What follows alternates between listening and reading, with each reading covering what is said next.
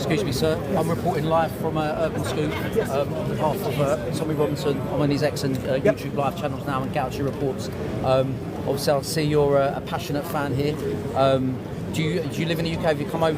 No, I'm actually from Nazareth, which is the largest Arab city in Israel, or one of the largest Arab cities in Israel. I'm an Arab citizen of the state of Israel and a fan of Maccabi Tel Aviv since 1996. I'm here because I want to shout the truth and the reality about our country. I'm here because I want to say that the fact that in 2025 in the UK, Maccabi Tel Aviv fan cannot come here because of their identity, because of who they are, who we are. This is something is unacceptable in UK 2025. It feels like we're going back to the 1940s. The 1940s, where Great Britain defeated the Nazis, and today, similar methods is happening inside Britain, and unfortunately, we are not seeing the authorities taking care of that. And I am worried. I am worried because I'm from the Middle East, and I know the mentality of the Middle Easterns. And what I see today inside the UK is the same that mentality that I resent and fight against, especially against the extremists in my society, in my country, in my region. And that's why when I see it happening here in Britain, among I can't even comprehend, and I can't even deliver to you guys how I'm worried for the future of this great nation. So I really hope that in the future, in the very near future, things will be shifted, because if not, unfortunately, you know, they say London Bridge is falling down. If that happens, we're in huge trouble, because if the UK falls, it's going to be a domino effect. A domino effect. So what would you like to see change in particular? Look, here's the chance to say, anybody who is generalizing and talking about Muslims and generalizing all Muslims. No, we don't do that. But we do talking about extremists. And now let me quote actually, the foreign minister of the UAE. Not me, not anybody from here, the foreign minister of the UAE. And he said something very, very interesting about the Muslim brotherhoods. And he said this, and I quote, and check that quote from 2015 from Riyadh, Saudi Arabia, in an event that was there. And he said, there will come a day, there will be far more terrorists coming from the UK and Europe than the Middle East. That's what I'm scared, because what he's projecting is literally slowly happening. Wake up. We're not generalizing anybody. We don't need and we shouldn't generalize. But those extremists, you must be scared of them, and it must be worrying you, and you need to take care of them. How do you take care of them? Anyone who came here illegally and is extremist, deport. Anyone who came here legally, then make sure that he gets the Western values. Make sure that he adopts the Western values. And if he spreads the Middle Eastern values, there are so many amazing Middle Eastern values. But unfortunately is that extremists are spreading the bad values from the Middle East. And that's why I'm here. Because as a Middle Eastern, I'm going to shout it and tell you, I'm not ashamed to say that. Don't be ashamed to say that. The bad values from the Middle East, you need to kick them out. The great values, bring them in, why not? But also don't forget, show them the great values of the West. That's what I need to see. Do you think it's too little, too late?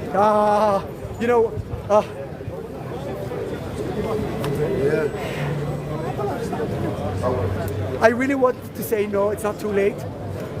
But at the same time, the way that we're going, I'm really scared. But I hope that maybe, if something happened in the near future, it would be sort of like the last chance to change something. Because if not, it is going to be too late. So I presume you've seen what's been going on in the UK the last sort of 48 hours in here with, what's going on, the reason for Well, have you seen the signs? Well, first of all, here's the thing. I'm an Arab, and I'm proud to call myself a Zionist. You don't have to be a Jew to be a Zionist, by the way. You don't have to be a Jew to be a Zionist, okay? And I tell you that seeing signs, if you see a Zionist call this and this, so what do you want to do actually? Do you want to hit the Zionists? Do you want to kill them? You want to beat them? You want to make sure that they suffer? That's what you're trying to do? That's what you want to do by putting those signs? That's what happened to the UK today? Okay, you put those signs. Why the police are not taking those signs immediately? They're still all over the Villa Park. Is that because the police? Oh, make wait. you feel scared? I need to say one more thing, okay? Yeah, go on. Here's the thing. According to every poll, 95% of the Jews are Zionists. So basically what they're calling is to the extermination of the Jews. Does that remind you of something? 1940s? Nazis? Hitler? That's what happened to the UK? Who destroyed the Nazis? Come on, guys. But then the people from the so-called far right get called fascists, but the people that are trying But to...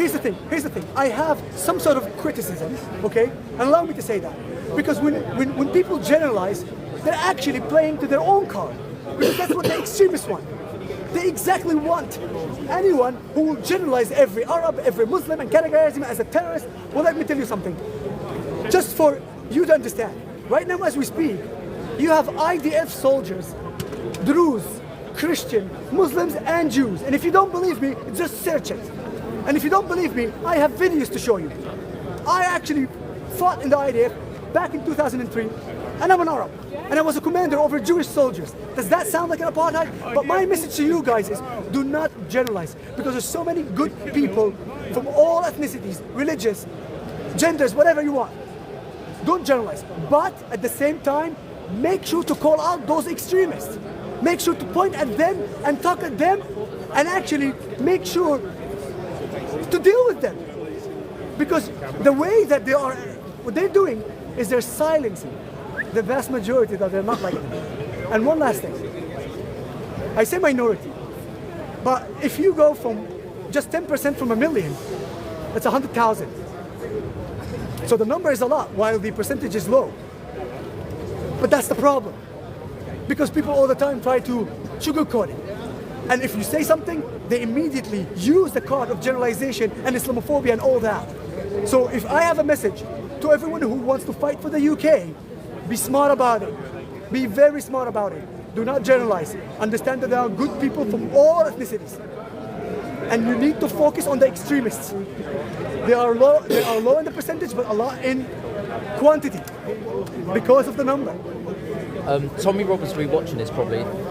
So he recently had a state visit. Yeah, to I Israel. saw that. And some of the videos that I saw, he was there in the quarter where you had the Jews, you had the Christians, you had the Muslims. Yep.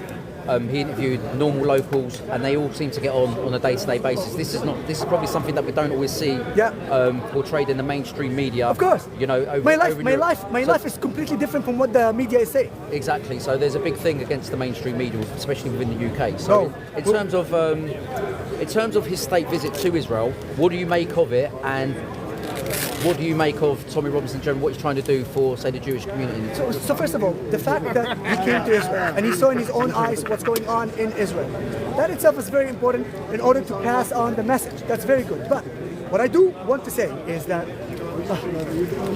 you're talking about Arabs, Jews, Israel, Christians. I'm an Arab Christian. Okay, we have 145,000 Arab Christians. You have 140,000 Arab Druze, and you have 1.6 million Arab Muslims. Okay, you have a Muslim player playing for Maccabi Tel Aviv, Abu Farah. He's playing right now for Maccabi Tel Aviv. Okay, you have Arab fans, Jewish fans, and my message is: go and see what Tommy saw. Come to Israel. Visit, and I'm happy that he can share as much as possible with as many people there is. But it's just as this. Let me talk to you about the media. BBC,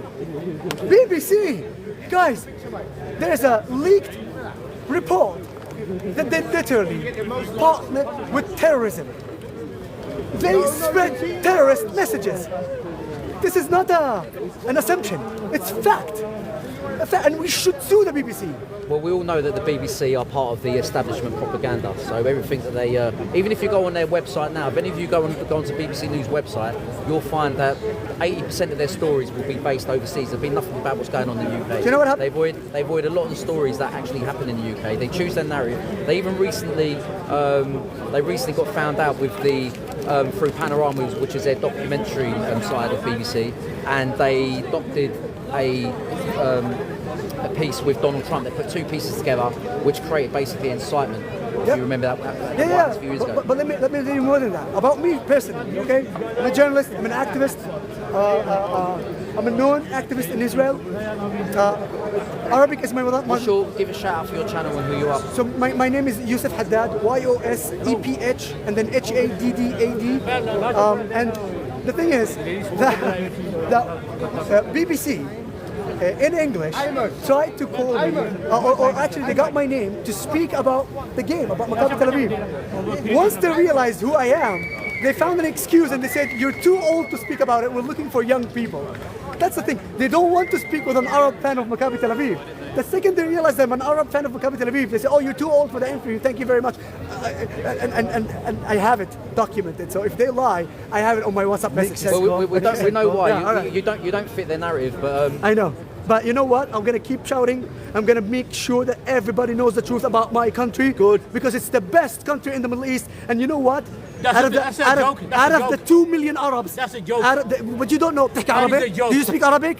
You're not even Arab. Get the hell out of here. I'm Pakistani. You're Pakistani, so don't talk about my country. Get out of here. Go on, man. Go on. Politics aside, you're not a Muslim. Politics aside, what's the village score going to be? What's the village score going to be? It should be ashamed of yourself. You're not an Arab. Hey, it's going you're not from Israel. 70,000. You're not from the. You're not from the territories. You're not from the Middle East. Come there, Don't shout. Don't lie. you're over that side, man. You don't know my identity. You don't know who I am. Get out of here. No, he's coming. No, he's not okay. No, he's not okay. He's not okay. We were over there, they were getting dragged around, mate. Now they've come over and infiltrated the police rescue. I'm coming to defend genocide. They were getting dragged around over there. Humanity. Okay. Here's another useless Off your trot. who does not even know the truth and the reality about my country, but shout like a zombie because that's who he is. They shout like a zombie. I'm literally standing in front of him as an Arab citizen of Israel, living my own reality in Israel, and he wants to tell me how I live. Shame on you. Shame on you. I live in Israel, not you. And I'm going back to my country. I'm not running away from country. Why all those people who were not born here are here? Why are they not living in their country? Anyone who is born here and he's a Pakistani bred, fine, amazing. You're in your country. But if you're a Pakistani coming from Pakistan, why you're not going back to Pakistan? Who gave you Israel? Who gave you Israel? Go back. I'm going back to my country. Who gave you Israel? Huh? Who gave you Israel, bro? Who gave you Israel? Who gave you Israel? Go away. Fuck off. That's what they got over